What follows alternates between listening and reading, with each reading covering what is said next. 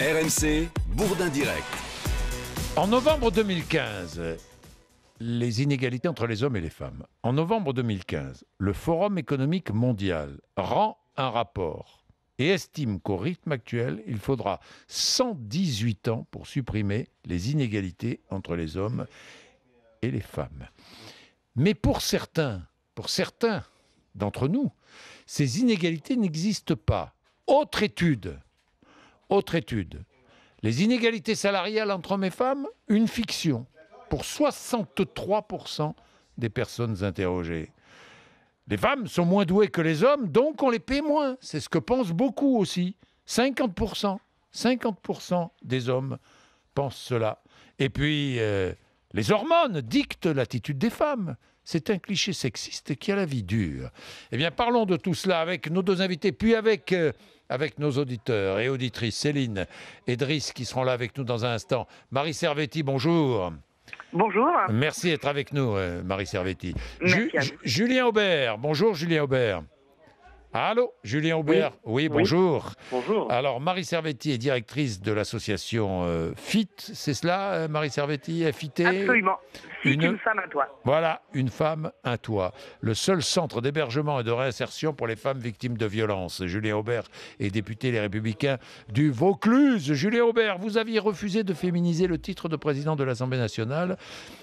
Vous aviez dit, je me souviens, ça avait fait du bruit, je ne suis pas contre le féminisme ni sexiste, je me bats pour sauvegarder la langue française plutôt que de vouloir tout féminiser. Les féministes devraient d'abord se battre contre le voile dans les quartiers et le plafond de verre en entreprise. Vous aviez été sanctionné pour avoir persisté à appeler Madame le Président une présidente de séance à l'Assemblée nationale. Vous vous souvenez, hein, Julien Aubert? Oui, c'est un appel en juin prochain. Ouais. Ah, vous êtes en appel en juin prochain? Ah oui, c'est devant les tribunaux, oui. Devant les tribunaux. Ouais, la Cour européenne des droits de l'homme doit rendre un arrêt bientôt. Bon. Oui, j'ai vu. Hein. J'ai vu aussi que il y avait un recours devant le tribunal administratif de Paris, c'est ça? C'est ça, et devant la Cour administrative d'appel ensuite. Mais il y a une jurisprudence européenne qui, a priori, me donne raison. Et nous attendons, parce qu'elle est elle-même attaquée, donc nous attendons qu'elle soit rendue définitivement en juin, et ça permettra aux tribunaux français de statuer. Mais vos propos n'étaient pas sexistes? Non, bien évidemment non. Je parlais français, c'est du respect de la loi. Ouais. Le sexisme, c'est pas ça. Le sexisme, c'est la discrimination homme-femme. Oui. Et celle-ci s'exerce de manière beaucoup plus concrète et beaucoup plus directe dans la société française aujourd'hui. Oui, en politique comme ailleurs. Hein. En politique, même si ça évolue, il faut aussi voir 83% des maires, par exemple, en France, sont des hommes. C'est vrai, mais vous pourriez aussi remarquer que, en tout cas dans les petits villages, beaucoup de maires sont des retraités. Il y a des fois des facteurs de circonstances qui font que tout le monde n'accepte pas non plus le travail d'élu, mais c'est vrai que la société politique est une société largement masculine, même si ça évolue. Oui, ça évolue, Marie Servetti. Oui, d'ailleurs, je vais vous étonner. On va commencer déjà à être d'accord tous les deux avec Monsieur Aubert. Mais non, oui, ça évolue. Moi je suis pas étonné, non, pourquoi? Et heureusement que ça évolue. Oui. Et tout ça, notamment grâce aux luttes nombreuses des féministes. Donc, bien sûr que ça évolue. Ça fait 40 ans que nous nous battons. Donc, heureusement que nous gagnons du terrain. Après, évidemment, nous gagnons du terrain à la vitesse des petites fourmis. Je vais revenir sur la langue française, parce que monsieur disait qu'il parle la langue française. Moi, je veux lui rappeler qu'au XVIIe et au XVIIIe siècle, c'était la règle de proximité qui était employée couramment. C'est-à-dire qu'on pouvait dire, par exemple, que les hommes et les femmes sont belles. Et puis, il y a eu un grammairien jésuite, le père Bourg, qui a décidé que lorsque deux genres se rencontrent, il faut que le plus noble l'emporte. Et un siècle plus tard, Nicolas Bosé, qui était lui aussi grammairien, nous disait « Le genre masculin est réputé plus noble que le féminin à cause de la supériorité du mâle sur la femelle. » Donc on voit bien que lorsque M. Aubert se bat comme ça pour ne pas dire Madame la Présidente, il est tout à fait dans la lignée de ces gens-là.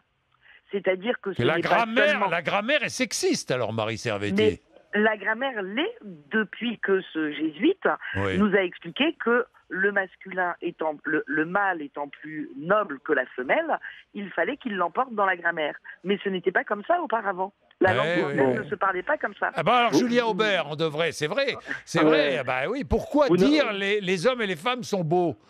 Et pourquoi est-ce qu'on ne dirait pas les hommes et les femmes sont belles? Oh bah vous noterez que Mme Savetti est une femme savante, et comme ça nous aura permis de savoir que le Moyen-Âge... Mais oui, c'est beau les femmes savantes. Le Moyen-Âge, il vaut mieux être une savante. J'ai appris quand même quelque chose, c'est que le Moyen-Âge était finalement moins discriminant que le XIXe siècle. Après, moi, vous savez, les conventions orthographiques, elles sont ce qu'elles sont, mais simplement, je défends l'idée qu'on dépense suffisamment de millions d'euros par an à l'éducation nationale pour apprendre aux enfants l'orthographe et la grammaire, sans qu'on aille ensuite expliquer le contraire lorsqu'on est dans l'hémicycle, et a fortiori lorsque, à mon avis, derrière, il y a des visées idéologiques, puisque ce que je reproche aussi à Mme Mastier, par exemple, c'est d'avoir déposé des fois des amendements C'est elle qui était vice-présidente, hein, je crois. Oui, mais pour débaptiser les écoles maternelles, sous prétexte que ça vient dire la femme. Enfin, moi, je pense, si vous voulez, que c'est pas là les vrais sujets. Les vrais sujets, ce sont les femmes violées, les femmes battues, le plafond de verre, les salaires. On peut en discuter, la place des femmes en politique. Après, vous avez des conventions de langage orthographique, on dit une victime. Moi, quand je vais au tribunal, on dit vous êtes une partie plaignante. C'est pas pour autant que je fais des bons dans le truc. C'est comme ça. Vous avez des mots qui ont des genres.